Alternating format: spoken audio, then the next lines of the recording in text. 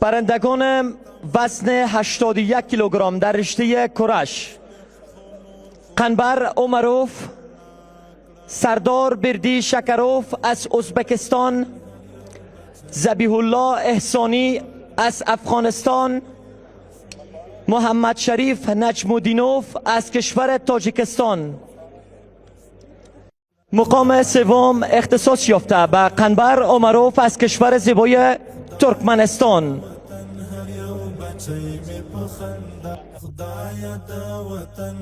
در وزن 81 کیلوگرم رشته زیبای کرش سلسله رقابت‌های جشنواره بین المللی کشتی‌های سنتی کابل 2026 یاری سکویش برنده مقام سوم سردار بردی شکروف از کشور ازبکستان.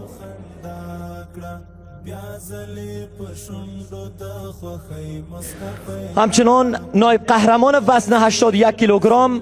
ذبیح الله احسانی از افغانستان در وزن 81 کیلوگرم به نایب قهرمانی رسیده است.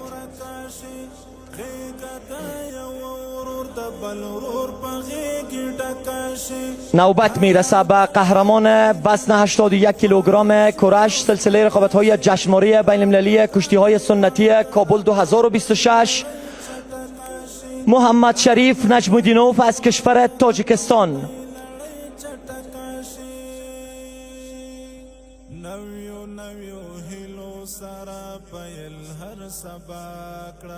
نویو هیلو سارا پیل هر سباکڑا خدایا دا وطن هر یو بچی می پخندا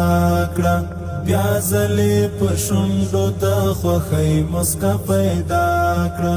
بیا زلی پشندو دا خوخی مسکا پیدا کڑا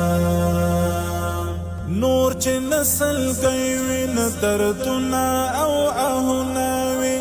هر لور خوشحالی وی او هر چا نورک غمونا وی سر دی وطن والو ټولم کړي ارمانونا وی هم پولارو برکی غړي دل سره ګلونا وی